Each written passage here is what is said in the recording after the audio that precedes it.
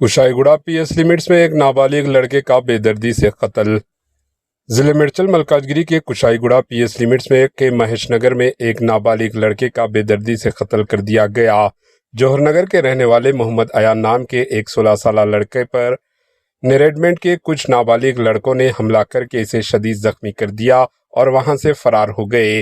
मुकामी लोगों ने जख्मी अयान को देखा और करीबी अस्पताल उसको मुंतकिल कर दिया, जहां इलाज के दौरान मोहम्मद अयान की मौके पर मौत वाक़ई हो गई। इत्तला मिलने पर पुलिस मौके पर पहुंच गई और मुकदमा दर्ज करके तफ्तीश शुरू कर दी।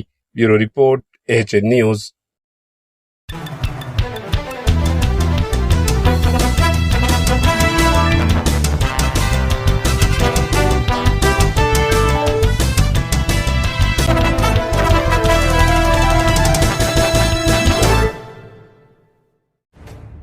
AHN न्यूज़ के YouTube चैनल को सब्सक्राइब करें और बेल आइकन को दबाना ना भूलें ताकि आपको हर नई आने वाली वीडियो का नोटिफिकेशन बर वक्त मिल सके।